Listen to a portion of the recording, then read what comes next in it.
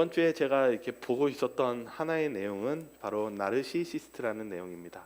다른 표현으로 얘기하면은요, 자기애성 성격 장애라고 얘기합니다. 좀 쉽게 얘기하면은요, 내가 최고인 겁니다. 어떤 일을 많이 하면요, 무슨 문제가 생기면 다 너 때문이야, 이렇게 얘기합니다. 실제적으로 이 문제가 생각보다 우리 시간이 갈수록 광범위하게 퍼져 있기 때문에 우리가 오늘 우리 신앙 속에서 나르시시스트를 잘 알지 못했을 때 당하는 여러 어려움들이 있습니다. 그런 부분들을 우리 신앙적인 것들을 함께 보면서 나가도록 하겠습니다. 먼저 나르시시스트를 좀 알려면요, 자신의 잘못을 인정하지 않습니다. 자신이 죄책감을 들면은 죄책감을 씌울 사람을 찾습니다. 그래서 상대방에게 다시 당신 때문이라고 얘기하고 원망의 대상을 만들어 놓고 퍼붓습니다. 자신의 죄책감이나 자책을 인정하지 못하고 자기가 완벽하다고 생각합니다. 세 번째, 무슨 사람이냐면 자신의 죄책감이나 스트레스를 남에게 다 퍼부으면 그 사람에게 자신의 생각과 말을 따르도록 종용시킵니다.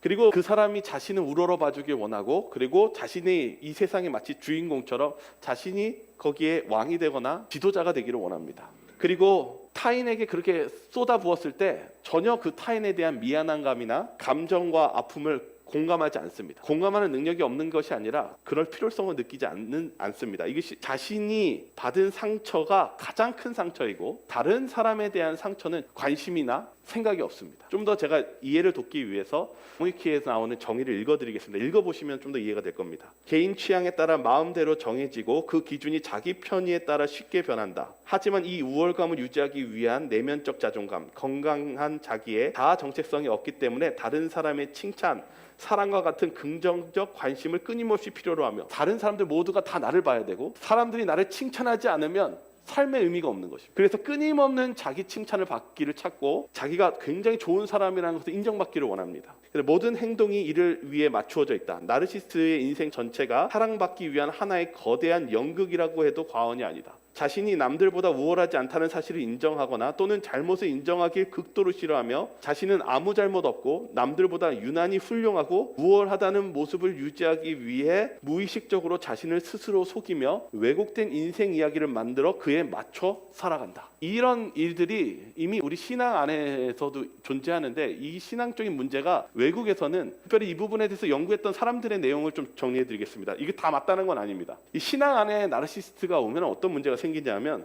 자신이 신앙 안에서 중요한 사람임을 인식시켜야 됩니다. 그리고 자신이 관심과 어떤 칭찬을 받고 이렇게 올라가야 됩니다. 근데 문제는 뭐냐면, 결국은 무엇 되길 원하냐면 높은 자리에, 그리고 지도자의 자리에 앉기 원하는데, 결론적으로 무엇입니까? 타인을 핍박하고 타인을 상처를 주고, 그리고 타인에게 명령을 합니다. 그리고 높은 직책을 맡고 힘을 갖기를 원합니다. 그러면서 문제는 무엇이냐면 자신에 대한 죄의 죄책감이나 반성이 전혀 없다는 것입니다. 우리의 삶 속에요, 여러분의 직장 안이나 또 여러분 가족 안이나 여러분 삶 속에 가까이에 실은 나르시시스트가 존재하고 있습니다. 우리 성경은, 우리가 기독교적으로 이 부분을 어떻게 알아봐야 되고 성경에는 어떻게 있는지 먼저 보도록 하겠습니다. 우리의 신앙 속에서 중요한 것을 마태복음 7장 16절은 얘기하고 있습니다. 같이 한번 읽어볼까요? 그들의 열매로 그들을 알지니 가시나무에서 포도를 또는 엉겅퀴에서 무화과를 따겠느냐. 예수님은 뭐라고 얘기했냐면, 참된 그리스도인에게는 무엇이 맺혀 있다라고 얘기하고 있습니까? 열매입니다. 이 품성이 중요하다는 것입니다. 우리가 봤을 때 아무리 유능하고 잘하는 것 같이 보일지라도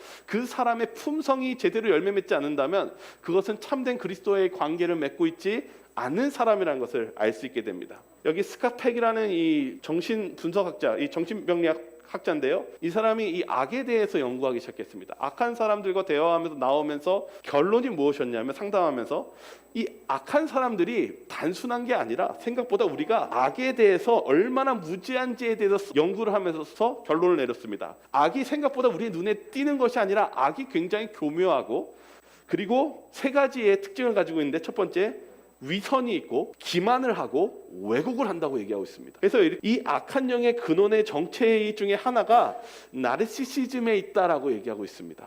이제 좀 오늘 그런 부분에 대해서 좀 같이 보도록 하겠습니다. 저와 여러분들이 혹시 이 나르시시스트를 만났을 때 충격을 받고 고민하는 부분들이 뭐냐면 이겁니다. 너 때문이야. 막 어떤 사람들은 특별히 반대, 에코시시스트라는 사람이 있는데 뭐냐면 착한 사람이 있어요. 특별히 나르시시즘은 자신이 봤을 때 착한 사람이나 자신의 말을 잘 듣는 사람한테 공격을 많이 하거든요. 자신의 스트레스를 퍼붓거든요. 그런데 여러분, 그런 말을 들었을 때 물론 우리가 죄를 잘못한 것에 대해서 회개해야 되지만, 나르시시스트에서 공격을 당할 때는 그것이 당신의 책임이 아니라는 것을 먼저 받아들여야 됩니다. 여러분들이 스스로가 누군가가 계속 공격을 하고 있거나 당신 때문에 이렇게 됐습니다라고 계속적인 그걸 했었을 때 무엇이 중요하냐면 전문가들은 그들에게 모든 정신적 에너지를 다 빨아들이는 행동에서 그 빼앗기는 것을 최소화해야 하는 것이 첫 번째 예방책이라고 얘기하고 있습니다. 혹시 여러분들 안에 삶 속에서 직장이나 여러분 집단 안에서 괴롭히는 사람들이 있습니까?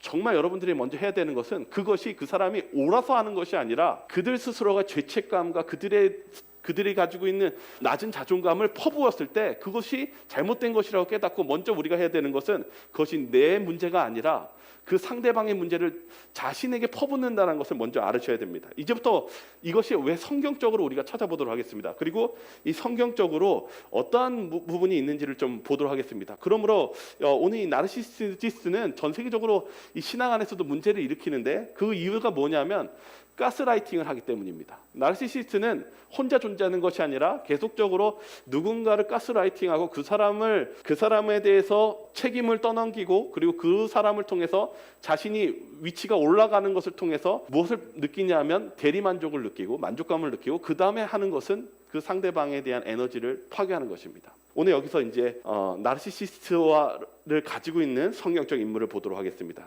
그 사람은 바로 사울입니다. 사울은요 하나님의 말씀을 처음에 잘 믿었지만은 어느 순간 변화하기 시작했습니다. 하나님의 말씀을 순종하지 않았고 하나님이 제사장이 제사를 드려야 되는 것을 자기가 드리면서 사무엘에게 무슨 말을 들었냐면 순종이 제사보다 낫다라는 말을 듣기 시작했습니다. 이 사울이 점차 변화하기 시작했는데 이 나르시시스트가 가장 크게 폭발하기 시작한 사건은 바로 다윗 사건이었습니다. 우리 사무엘상 18장 7절과 9절에 있는 성경 말씀 한번 같이 읽어볼까요? 여인들이 뛰놀며 노래하여 이르되 사울이 죽인 자는 천천히요 다윗은 만만히로다 한지라. 사울이 그 말에 불쾌하여 심히 노하여 이르되 다윗에게는 만만을 돌리고 내게는 천천만 돌리니 그가 더 얻을 것이 나라 말고 무엇이냐 하고 그날후로 사울이 다윗을 주목하였더라. 네, 이 전쟁에서 승리하는 아주 기쁜 소식입니다. 근데 이 여인들이 전쟁에서 승리하면서 오고 있는 행진하고 있었을 때 무슨 노래를 불러요? 노래를 만들어서 그 기쁨을 표현합니다. 뭐라고 표현하냐면 사울이 죽인 자는 천천히요 다윗이 죽인 자는 만만이니. 전쟁에서 싸워서 승리한 거 기쁜 소식 아닙니까? 사울도 잘했습니까? 전쟁에서요? 잘했습니다. 근데 사울이 무엇하는 문제를 일으킵니까? 여기 성경을 보면은 계린교회 성경 국제주석이 최근에 이 책을 냈는데 이 부분에 대해서 연구했는데 뭐라고 얘기하고 있냐면 사무엘상 18장서부터 이 사울에 대한 내용은 사울의 내면에 대한 내용이다라고 얘기하고 있어요. 분명히 그 사울이 죽인 자는 천천히요 다윗이 만만히로다 할 때 사울이 이렇게 얘기합니다. 그 말에 불쾌하여 심히 노하여 속으로 이르되 다윗에게는 만만을 돌리고 내게는 천천만 돌리니 그가 더 얻을 것이 나라 말고 무엇이냐 하고. 사울의 마음속에 무엇이 지금 시작합니까? 질투입니다. 나르시시스트는 실은 자신보다 나은 사람이 존재하면 안 됩니다. 나르시시스트는 이 질투심이 생기면 그 상대방을 적으로 간주합니다. 그런데 이 사울이 무엇하기 시작하냐면 다윗을 동료로 보는 것이 아니라 자신을 도와주는 사람으로 보는 것이 아니라 무엇으로 보기 시작했습니까? 마음으로요? 적으로 보기 시작했습니다. 이제 보시겠습니다. 사무엘상 18장 25절과 29절의 내용은 바로 이 사울이 어떻게 행동하는지에 대한 모습을 보겠습니다. 사울이 이르되 너희는 다윗에게 이같이 말하기를 왕이 아무것도 원하지 아니하고 다만 왕의 원수의 보복으로 블레셋 사람들의 포피 100개를 원하신다 하라 하였으니 이는 사울의 생각에 다윗을 블레셋 사람들의 손에 죽게 하리라 함이라. 사울의 신하들이 이 말을 다윗에게 아뢰매 다윗이 왕의 사위 되는 것을 좋게 여김으로 결혼할 날이 차기 전에 다윗이 일어나서 그의 부하들과 함께 가서 블레셋 사람 200명을 죽이고 그들의 포피를 가져다가 수대로 왕께 드려 왕의 사위가 되고자 하니 사울이 그의 딸 미갈을 다윗에게 아내로 주었더라. 여호와께서 다윗과 함께 계심을 사울이 보고 알았고 사울의 딸 미갈도 그를 사랑하므로 사울이 다윗을 더욱더 두려워하여 평생의 다윗의 대적을 되니라. 네, 여기 아주 중요한 거 하나 보겠습니다. 뭐냐? 첫 번째 무엇이냐면 사울이 다윗을 자기 딸과 미갈과 결혼시키려고 합니다. 왜 결혼시키려고 합니까? 이렇게 얘기합니다. 다윗에게 내 딸과 결혼을 시켜주겠다고 얘기하면서 지참금을 얘기합니다. 가서 블레셋 사람들을 죽이고 와서 그 포피 100개를 가져오라고 얘기합니다. 얼마나 잔인한 내용인지 모릅니다. 근데 여기 안에 숨어 있는 내면의 속내가 있습니다. 뭐라고 적혀 있습니까? 성경에요. 25절에 보시면 사울의 생각에 내면적 생각입니다. 다윗을 블레셋 사람들의 손에 죽게 하려고 합니다. 내면적으로 그 겉으로는 다윗을 좋아하는 척하지만 내면적인 목적은 무엇입니까? 죽이려는 것입니다. 그러나 다윗은 무엇했습니까? 그것이 하나님의 뜻이라고 생각하고 그것의 2배가 되는 사람을 데려왔습니다. 죽였습니다. 그리고 그 전리품을 가져왔습니다. 근데 여기 중요한 건 여기 있습니다. 좀 이따 좀 보겠습니다. 그리고 나서 사무엘상 18장 10절과 11절을 한번 같이 읽어보겠습니다. 그 이튿날 하나님께서 부리시는 악령이 사울에게 힘있게 내림에 그가 집안에서 정신없이 떠들어대므로 다윗이 평일과 같이 손으로 수금을 타는데 그때 사울의 손에 창이 있느니라. 그가 스스로 이르기를 내가 다윗의 벽에 박으리라 하고 사울이 그 창을 던졌으나 다윗이 그의 앞에서 2번 피하였더라. 사울이 어떻게 했습니까? 아예 직접적으로 이제 창을 들고 다윗을 몸에 정말 죽이려고 한 번 한 것이 아니라 2번 했습니다. 이제 오늘 말씀드리고 싶은 건 이것입니다. 이 성경에 나오는 이 사울은 이미 그의 마음속에 이 자기의 그리고 그 분노, 질투심으로 상대방을 완전히 파멸시키려고 하고 있습니다. 간접적으로, 그것이 실패하면 직접적으로요. 근데 여기 더 극심한 문제는 여기 있습니다. 이 나르시시스트의 극심한 문제 속에서 이 사울이 어떤 문제를 일으켰냐? 저기 28절에 보시면 여호와께서 다윗과 함께 계심을 사울이 보고 이렇게 얘기합니다. 사울이 뭘 깨달았어요? 다윗이 누구와 함께 있다는 것을 알게 되었습니까? 하나님과 함께 했다는 것을 알고 있었습니다. 중요한 것은 사울도 알았어요. 다윗이 하나님 편에 있고 하나님이 축복해 주시고 하나님과 함께 있다는 것을 알고 있었습니다. 근데 무엇이 어떻게 적혀있냐면 29절에 사울이 다윗을 더욱 두려워했다고 합니다. 그러면 바뀌어야 되지 않겠습니까? 근데 뭐라고 적혔냐면 평생에 다윗의 대적이 되니라.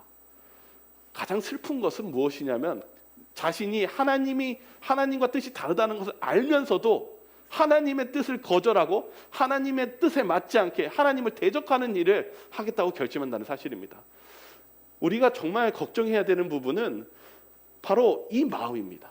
하나님의 뜻에 굽히지 않고 하나님을 대적하기로 결심하는 이 마음 안에 우리 안에 큰 문제가 있습니다. 이 나르시시스트에 대해서 전문가가 뭐라고 얘기하면 특별히 이 방송에서 유명한 필 매크로라는 이 의사입니다. 이 사람이 이 유명 TV 프로그램에 나오는 사람인데 이 나르시시스트에 대해서 이제 설명하는데요. 뭐라고 하는지 한번 보도록 하겠습니다. 잠시만요. 네, 한번 좀 보도록 하겠습니다. That you don't try and fix a narcissist. When I was a young lion and was going to heal the world, I'd take on whatever. It's above your pay grade. You're not going to do it. I'm not going to do it. Now, there are those that believe that you're not going to change a narcissist no matter what you do. And people ask me, well, why not? Can't anybody learn to change? And sure, in theory, anybody can learn to change. People ask me where these folks come from. Why does somebody turn out to be a narcissist and somebody else doesn't? And isn't it true if you kind of know that, then maybe you know where to start working on them to change them? Nobody really knows where this comes from. I'll tell you what some of the primary theories are. Maybe it'll give you some insight to excuse yourself from feeling responsible for fixing it. You know, people ask, is this something genetic? Is it environmental? I think the research is very ambiguous, but I think most people would agree that it's a learned behavior. Most people would agree that they come from the extremes of parenting. They either had a parent that was way overprotective and, carried the kid around on a satin pillow, and the other extreme of parenting, of course, is if they've been neglected or abused. as I said before, I'm one of those people that thinks anybody can change. I'm the incurable optimist, but these are people that just don't have a good prognosis. There's some mental illness problems that have good prognosis, like phobias. Somebody has a phobia, anxiety, you can deal with that, and it's got a very good prognosis. Personality disorders don't have the best prognosis because in the individual's eyes, what they're doing is working for them. And so their belief is, why fix what ain't broke? A narcissist doesn't respond well in part because they don't see a problem. They think they're special. They think they're unique. They think they got it going on. They live in a fantasy world in which they are the top dog. They are the unique, entitled, special individual. So what is there to fix? It's the rest of you that have the problem. Catch up. Get your game together. I don't have the problem. You have the problem. So you can't change what you don't acknowledge. Y'all have heard me say that. A narcissist is not going to acknowledge that they have a problem. So why would they have a to-do list? And the answer is they wouldn't. They don't. They don't have a to-do list. Most personality disorders don't have a to-do list because they think what they're doing is protecting them, working for them, getting them what they want. So if you're not going to change them, what are you going to do? Well, you're going to have to learn to deal with them. You're going to have to learn to not allow yourself to be sucked down by these people, to not get into their ego suck hole where you just get pulled down into this dark, bottomless pit where you cannot ever do enough to make these people happy. 네, 뭐라고 얘기하냐면 고치기 힘들다고 얘기해요. 그냥 실은 뭐 불가능에 가깝다고 얘기해요. 왜 그러냐면 나르시시스트 자체가 자신은 괜찮다고 생각하거든요. 완벽하다고 생각하거든요. 굳이 내가 왜 바뀌어야 돼요? 왜냐하면 실은 나르시시스트는 주변을 힘들게 만듭니다. 사람을 아까도 얘기했지만은 아까 길을 빨는 것처럼 사람들에게 그 문제를 야기하기 때문에. 근데 여기 오늘 보셔야 되는 건 여기 있습니다. 성경은 뭐라고 얘기할까요? 우리의 삶 속에요, 이런 나르시시스트는 많이 존재하고 있습니다. 하나님께서 그 영혼들을 사랑하실까요? 하나님께서 그 영혼들을 못 고치실까요? 오늘 여기 보도록 하겠습니다. 이사야서 57장 20절 21절에 우리가 알아야 되는 성경절 같이 한번 읽어볼까요? 그러나 악인은, 같이 읽겠습니다. 시작. 그러나 악인은 평온함을 얻지 못하고 그 물이 진흙과 더러운 것을 늘 솟구쳐내는 요동하는 바다와 같으니라. 내 하나님 말씀에 악인에게는 평강이 없다 하셨느니라. 여러분 잊지 마시기 바랍니다. 하나님과 떨어진 삶은 평강이 없습니다. 이 악인의 삶은 평온함을 얻지 못하기 때문에 계속적으로 이 활동을 멈추지 않고 파괴적인 활동 속에서 살아가게 됩니다. 이제 교회 증언 2권을 좀 보도록 하겠습니다. 뭐라고 적혀 있냐면, 어떤 이들은 죄악적 방종의 해로움을 인정하나 그들의 정욕을 정복할 수 없다는 말로 자신을 변호할 것이다. 많은 사람들이 이건 바뀔 수 없어요 라고 쉽게 얘기한다는 것입니다. 근데 교회 증언 이거는 뭐라고 하냐면, 이것은 그리스도의 이름을 부르는 자로서 말하지 못할 무서운 자백이다. 주의 이름을 부르는 자마다 불의에서 떠날지어다. 왜 이러한 연약함이 존재하는가? 왜 바뀔 수 없다라고 얘기하고 왜 그런 연약함이 존재하느냐라고 얘기합니다. 이유는 이렇습니다. 그것은 동물적 경향이 실천됨으로 강화되어서 마침내 보다 고상한 능력을 지배하게 되었기 때문이다.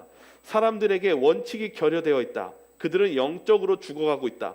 이는 그들이 너무 오랫동안 그들의 선천적 식욕을 만족시켜 왔으므로 그들의 자아를 제어하는 능력이 거의 사라진 듯 보이기 때문이다. 그들의 본성에 보다 열등한 정욕이 그들을 지배하게 되었고, 지배적 힘이 되어야 할 것은 타락한 정욕의 종이 되었다. 영혼이 가장 저열한 존재에 갇히게 되었다.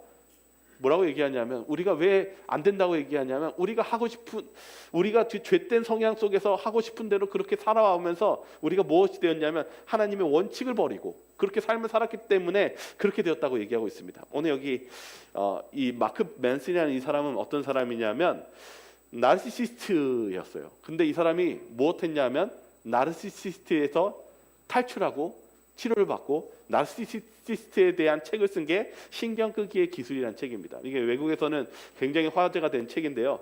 하나님께서는 이 나르시시스트를 치료할 수 있을까요? 자신 스스로가 남에게 그 모든 스트레스와 자신이 그런 괴롭히는 그런 사람으로서 살아가는, 도저히 치료받기를 거부하는 이 사람에게도 하나님께서 치료하실까요? 창세기 31장 36절과 42절에 이 나르시시스트가 또 나옵니다. 그가 누구냐면 야곱이 사기 결혼을 당한 라반입니다. 이 라반이 얼마나 나르시시스트였냐면은 이 야곱을 학대하는 것뿐만 아니라 사기도 치고요. 심지어는 가서 때려 잡으려고 했습니다. 이 야곱이 도망쳐 나온 거예요. 도저히 이 외삼촌이 도저히 사람 대접을 안 하고 학대하고 너무 괴롭혀가지고 결국 도망쳐 나옵니다. 그래서 도망치는데 라반이 못해요? 열심히 말을 타고 와가지고 어떻게 해요? 이 야곱을 잡는 것입니다. 이때 야곱이 뭐라고 얘기하는지 한번 볼까요? 좀 길지만 좀 같이 한번 읽어보겠습니다. 한번 같이 한번 읽어볼까요? 야곱이 시작.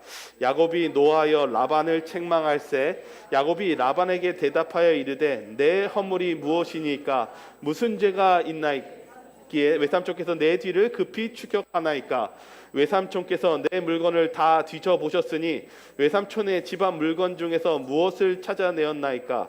여기 내 형제와 외삼촌의 형제 앞에 그것을 두고 우리 둘 사이에 판단하게 하소서. 내가 이 20년을 외삼촌과 함께 하였거니와 외삼촌의 암양들이나 암염소들이 낙태하지 아니하였고 또 외삼촌의 양떼의 순양을 내가 먹지 아니하였으며 물려 찢긴 것은 내가 외삼촌에게서 가져가지 아니하고 낮에 도둑을 맞았든지 밤에 도둑을 맞았든지 외삼촌이 그것을 내 손에서 찾았으므로 내가 스스로 그것을 보충하였으며 내가 이와 같이 낮에는 더위와 밤에는 추위를 무릅쓰고 눈 붙일 겨를도 없이 지냈나이다.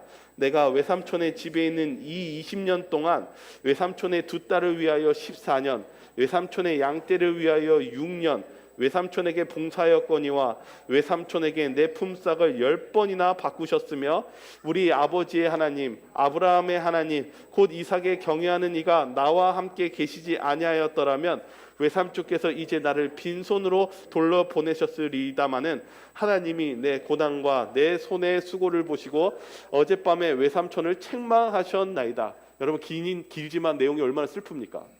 얼마나 억울했겠어요. 야곱이요 외삼촌한테 그냥 사기당한 게 아니라 20년 동안 노예같이 살다가 심지어는 손해본 것도 외삼촌이 뭐라 그래요? 갚아. 네가 잘못한 거야. 다 너 때문이야. 그래서 야곱이 어떻게 했어요? 다 자기가 갚았어요. 심지어는 잠도 못 잤어요. 노예와 같이 살았어요. 그러나 그리고 또 어떻게 했어요? 또 그 계산하려고 하는 이제 돈계산이 나오면은 자신이 불리하니까 몇 번이나 바꿨다고요? 10번이나 바꿨다고요. 여러분 이게 나르시시스트가 이렇습니다. 남에게 이 야곱이 어떻게 이 문제를 해결할 수 있었을까요? 여러분 나르시시스트를 만나면 싸우려고 하지 마십시오. 싸우는 게 해답이 아닙니다. 여기 야곱이 뭐라고 얘기하냐면 맨 마지막 절에 보시면 이렇게 얘기하고 있습니다. 우리 아버지의 하나님 아브라함의 하나님 곧 이삭에 경외하시는 이가 나와 함께 계시지 아니하셨더라면 외삼촌께서 이제 나를 빈손으로 돌려 보내셨으리다마는 하나님이 내 고난과 내 손의 수고를 보시고 어젯밤에 외삼촌을 책망하셨나이다. 여러분 하나님이 개입하셔야만 이 문제를 해결할 수 있습니다. 전능하신 하나님께 이 문제를 맡기시고 하나님의 역사심을 통해서만이 이 나르시시스트를 고칠 수가 있습니다. 여기 이 사울이요, 이 하나님을 떠나서 왕위가 폐위됐지만은 이 사울에게도 이 나르시시스트를 하나님께서 고쳐줄 수 있었을까요? 이 교회 주석을 보면 이렇게 적혀 있습니다. 사울이 왕으로는 버림을 받았지만 그렇다고 그의 개인적 유예 기간이 끝나거나 하나님께서 한 개인으로서 그를 받아들이기를 거부했다라는 의미는 아님은 확실하다. 그는 아직도 개인적으로 회개하고 돌이킬 수 있었다. 이때 사울이 왕위를 기꺼이 버리고 그 후부터 평범한 자연인으로 살려고 했더라면 그는 구원을 얻을 수도 있었을 것이다. 사울도 실은 무엇할 수가 있었습니까? 하나님으로부터 구원을 받을 수 있었대요. 고침을 받을 수 있었대요. 여러분, 세상 과학과 치료하는 사람들은 불가능하다고 얘기했지만 하나님은 하실 수 있으십니다. 하나님은 우리를 치유하고 바꾸실 수 있는 여호와 하나님이 계시다는 사실을 잊지 마시기 바랍니다. 다니엘서 4장 13절과 15절은 바로 이 나르시스트에 대한 치유의 사건이 나옵니다. 바로 느부갓네살 왕입니다. 우리 성경절 한번 읽도록 하겠습니다. 다니엘서 4장입니다. 내가 침상에서 머릿속으로 받은 환상 가운데 또 본즉 한 순찰자 한 거룩한 자가 하늘에서 내려왔는데 그러나 그 뿌리의 구루터기를 땅에 남겨두고 새와 놋줄로 동이고 그것을 들풀 가운데 두어라. 그것이 하늘 이슬에 젖고 땅 풀 가운데 짐승과 더불어 제 몫을 얻으리라. 하늘에 있는 이 순찰자가 이렇게 보더니 누구를 보고 누구를 치십니까? 느부갓네살 왕을 보고 그를 칩니다. 우리가 봤을 때는 이 느부갓네살 왕이 7년 동안 짐승과 같이 미치며 삽니다. 근데 우리가 처음에 봤을 때는 왜 하나님께서 왜 느부갓네살을 이렇게 치시지? 이렇게 얘기하지만은 이 나르시시스트는 무슨 문제가 있냐면요. 자신보다 월등히 강한 자를 만나지 않는 이상 결단코 변하지 않습니다. 하나님께서는 느부갓네살 왕이 적수가 누가 있겠습니까?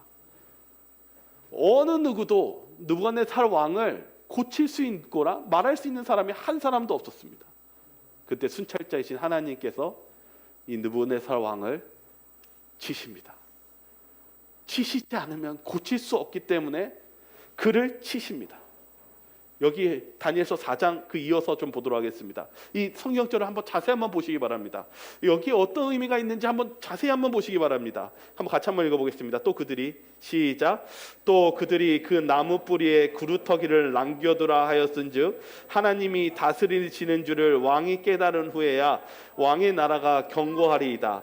내가 사람에게서 쫓겨나서 들짐승과 함께 살면서 소처럼 풀을 먹을 것이요 이와 같이 7대를 지내서 지극히 높으신 이가 사람의 나라를 다스리시며 자기 뜻대로 그것을 누구에게든지 주시는 줄을 알기까지 이르리라 하더라.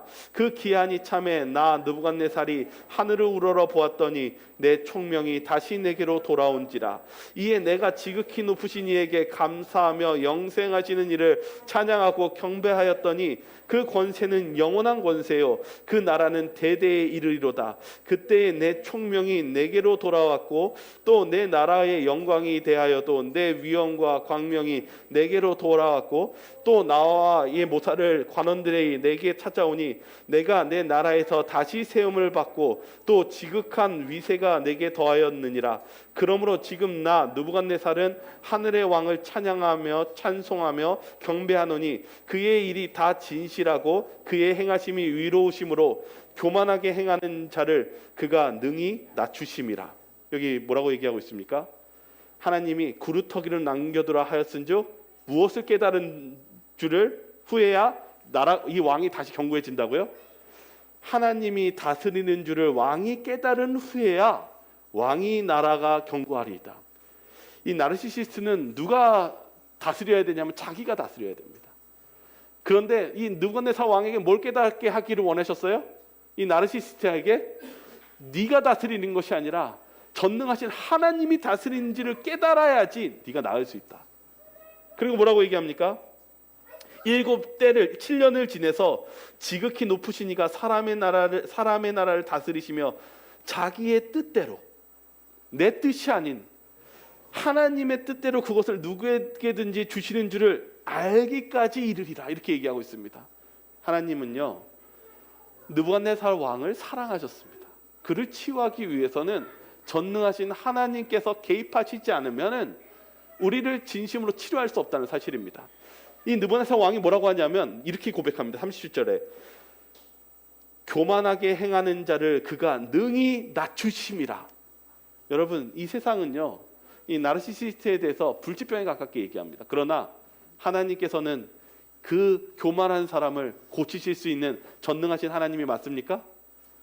여러분, 그 하나님께 여러분 마음속에 짐들을 주님께 맡기시기 바랍니다. 하나님은 교만하게 행하는 자를 능히 낮추시는 전능하신 하나님이 있다는 사실을 잊지 마시기 바라겠습니다. 누가복음 18장 11절에 바로 이 나르시시스트의 또 다른 존재가 나옵니다. 바로 바리새인입니다. 이 바리새인에 대해서 어떻게 기록하는지 한번 보도록 하겠습니다. 같이 읽겠습니다. 시작. 바리새인은 서서 따로 기도하여 이르되 하나님이여, 나는 다른 사람을 곧 토색, 불의, 간음을 하는 자들과 같지 아니하고 이 세리와도 같지 아니함을 감사하나이다. 이 바리새인이 나르시시스트 중에 한 사람인데 무엇합니까? 자신이 감사하대요. 왜 감사하대요? 내가 이 옆에 있는 세리와 같지 않아서 감사합니다. 하나님, 저는 괜찮은 사람이어서 감사합니다. 그럼 바리새인이 그렇습니다. 여기 시대의 소망은 뭐라고 얘기하냐면 우리의 평화를 파괴하는 것은 죄다. 자아가 정복되지 않을 때 우리는 쉼을 얻을 수 없다. 인간의 힘으로는 마음을 지배하는 격정을 다스릴 수 없다. 여러분, 우리가 치료를 받으려면은요, 이 자아가 정복되지 않으면 하나님이 고치실 수 없다고 얘기하고 있습니다. 여기 주석은 뭐라고 했냐면 주께서는 자아를 이기고 정복하는 이 엄청난 사업에 있어서 우리가 가장 도움이 필요한 곳에서 우리 모든 사람들을 도우실 것이다. 하나님은 모든 사람을 도우실 수 있다라고 얘기하고 있습니다. 그리고 뭐라고 하냐면 친절이라는 율법이 우리의 입술에 있게 하고 우리 가슴 속에 있는 은혜의 기름이 되게 하자, 이렇게 얘기하고 있습니다. 마가복음 2장 16절과 17절에 바리새인들이 또 이렇게 얘기합니다. 우리 한번 같이 한번 읽도록 하겠습니다. 바리새인의 시작. 바리새인의 서기관들이 예수께서 죄인 및 세리들과 함께 잡수시는 것을 보고 그의 제자들에게 이르되 어찌하여 세리 및 죄인들과 함께 먹는가? 예수께서 들으시고 그들에게 이르시되 건강한 자에게는 의사가 쓸데없고 병든 자에게서라야 쓸데있느니라. 나는 의인을 부르러 온 것이 아니요 죄인을 부르러 왔노라 하시니라. 오늘 주제의 핵심은 뭐냐면 예수님께서 왜 바리새인을 보면서 슬퍼하셨습니까? 바리새인들이 예수님이 죄인들과 세리들과 식사를 하니까 지적을 합니다. 예수님이 뭐라고 얘기했냐면 건강한 자에게는 의사가 쓸데없고 병든 자에게라야 쓸데있느니라. 예수님이 어떻게 하셔야 고칠 수 있습니까? 내가 죄인임을, 내가 아프고 있다는 것을 주님께 가야지만 치료를 받을 수 있습니다. 바리새인들이 이 나르시시스트였는데 왜 예수님으로부터 구원을 받지 못하고 거절당했냐면 그들은 그들 스스로가 죄인이라는 것을 인정하지 않았습니다. 그들 스스로가 아프지 않다라고 하고 자신은 그 위에 있다고 생각했습니다. 하나님을 필요로 하지 않았고 오히려 하나님을 정죄했습니다. 참된 치료는 바로 우리가 자신의 자아를 내려놓고 내가 죄인이라는 걸 깨닫고 주님께 갈 때 치료를 받을 수 있습니다. 주님에 대해서 성경은 토기장이라고 얘기합니다. 왜 그러냐면 하나님께서는 우리를 고치실 수 있고 다시 재창조할 수 있기 때문입니다. 그런데 뭐가 필요하냐면 여기 뭐라고 적혀 있냐면 그리스도인 생활은 매일 굴복하는 생애, 복종하는 생애이며 계속적으로 이기는 생애이다. 그렇게 하면 매일 상쾌한 승리를 얻을 것이다. 자아는 마땅히 사라져야 하고 하나님의 사랑을 계속 갖고 나가야 한다. 자아가 내려놓아야지만 하나님께서 토기장애로 우리를 빚으실 수가 있는데 하나님께 가지 않으면 고치실 수도 없고 나갈 수 없기 때문에 예수님께서 그렇게 한탄하시며 호소하셨다는 사실입니다. 여기 예언의 시는 이렇게 적혀 있습니다. 구주께서는 우리 자신을 그분께 달라고 요구하신다. 자아를 하나님께 굴복시키는 것이 그분이 요구하시는 것의 전부다. 그분이 많은 걸 원하는 것이 아니라 자아를 굴복하고 예수님께 오기를 원하십니다. 왜요? 그래야 우리를 바꾸실 수 있고 치료하실 수 있고 열매를 맺게 해줄 수 있기 때문입니다. 우리가 온전히 굴복하는 지점에까지 나아가야 비로소 어느 곳에 서고 행복하게 유용하게 그리고 성공적으로 일할 수가 있을 것이다. 여기 이제 하나의 추가적으로 제가 말씀을 보면서 발견한 것이 있었습니다. 그것은 무엇이냐면 여러분들이 이런 생각합니까? 나는 나르시시스트가 아니니까 괜찮지. 근데 여기 보십시오. 사무엘하 12장 13절에 있는 말씀입니다. 한번 성경책 같이 한번 읽어볼까요? 다윗이 같이 읽겠습니다. 시작. 다윗이 나단에게 이르되 내가 여호와께 죄를 범하였노라 하매 나단이 다윗에게 말하되 여호와께서도 당신의 죄를 사하셨나니 당신이 죽지 아니하려니와. 여기 다윗이 우리아를 죽였습니다. 그리고 마치 죄 없는 사람처럼 살다가 나단이 뭐라고 했어요? 당신이 죽어 마땅해야 되는 그 사람이 바로 당신입니다 했었을 때 다윗이 깜짝 놀랐습니다. 그러면 뭐라고 했냐면 내가 여호와께 죄를 범하였다.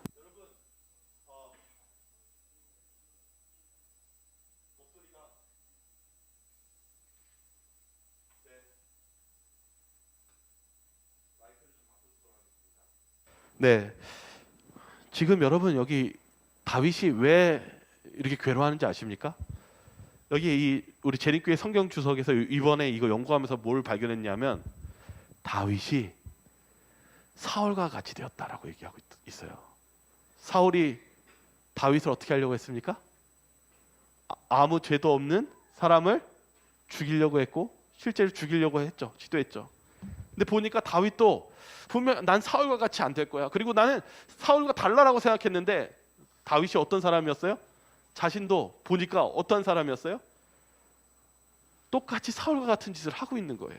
여러분 잊지 마시기 바랍니다. 나르시시스트는요, 여러분 주변에만 존재하는 것이 아니라 저와 여러분도 될 수 있다는 사실입니다. 내가 교만해질 수 있고 내가 질투심이 생길 수 있고 나도 똑같이 나르시시스트가 될 수 있는 그런 위험에 쌓일 수 있다는 사실입니다. 저는 오늘 이 나르시시스트를 보면서 뭘 느꼈냐면 이 문제는 나 외의 별개의 문제가 아니라 지금 저와 여러분 자신 속에서도 싸우고 있고 그런 나르시시스트의 성질이 나타날 수 있는 그러한 문제가 발생할 수 있는 위험성을 가지고 있는 저와 여러분이 될 수 있다는 사실입니다. 그렇다면 우리가 뭘 해야 되겠습니까? 여기 시대의 소망은 거룩함을 온전히 이루기를 원하는 모든 사람들은 절제와 자제의 공과를 배워야 한다. 여러분 하나님의 말씀에 여러분의 자아를 내려놓고 하나님께 맡기시기 바랍니다. 여러분의 잘못을 인정하시고 하나님께 바꿔달라고 하나님께 기도하시기 바라겠습니다. 특별히 어린이들 또 부모님들에게 또 얘기합니다. 어린이들이 무엇 할 수 있냐면 모든 이 품성의 형성이 형성되는 아주 중요한 시기라는 것을 잊지 마시기 바랍니다. 뭐라고 적혀 있냐면 어린이들은 악한 근성을 갖고 태어난다. 사단이 그들을 장악하고 있는 것 같다. 그는 어린 마음을 장악하고 있으며 그것들을 부패되어 있다. 왜 아버지와 어머니들은 무기력하게 행동하는가? 그들은 사단이 그들 가정에 악한 씨를 뿌리는 사실을 의심치 않는다. 여러분 우리가 사단도 이 어린 자녀들에게 이 악한 씨를 뿌리기 위해서 활동하는 것처럼 저와 여러분들이 우리 자녀들에게 하나님의 사랑과 인내심과 절제를 키우시는 데에 힘쓰시길 바라겠습니다. 사단도 활동한다면 우리가 하나님이 활동할 수 있도록 우리가 열심으로 우리의 품성의 열매를 맺도록 주님께 회개하며 나아가야 되지 않겠습니까? 오늘 우리의 삶은 우리의 자아를 예수님의 십자가에 모두가 내려놓아야만 주님은 우리를 변화시킬 수 있다는 사실을 잊지 마시기 바라겠습니다. 오늘 저와 여러분들의 삶 속에 하나님으로부터 여러분의 모든 것들을 내려놓고 하나님으로부터 변화받는 저와 여러분들 되시기 바라며 오늘 말씀을 마치도록 하겠습니다. 사랑과 은혜가 자비로우신 하나님 아버지, 오늘 저희들 마음에 누구를 시기하고 질투하며 내 뜻을 관철시키기 위해 누군가를 희생하고 누군가의 마음을 아프게 했다면 저희들의 죄를 먼저 용서하여 주시옵소서. 주여, 주님께서는 못 고치는 병이 없으시고 못 변화시킬 수 있는 사람이 없으신 것처럼 저희들도 변화받기를 원합니다. 주님, 저희들이 오늘 가져온 이 자아를 주님 앞에 내려놓습니다. 주여, 저희의 악한 자아를 받아주시옵시고 저희 죄를 용서하여 주시옵시고 예수님의 피로 새롭게 거듭나길 원하오니 이 시간 저희의 마음을 깨끗이 씻겨 주시옵소서. 그리고 다른 사람들을 사랑하게 도와주시고 또한 다른 영혼들이 아직까지도 사단의 그 사슬에 끌려서 괴롭게 살고 있다면 그들에게도 하나님을 소개시켜주고 하나님으로부터 자유함을 얻을 수 있도록 저희들이 그들을 인도할 수 있는 하나님의 메신저가 되게 하여 주시옵소서. 오늘도 저희를 사랑하시고 저희를 주께까지 인도해 주시는 사랑 많으신 예수 그리스도 이름으로 간절히 기도드리옵나이다.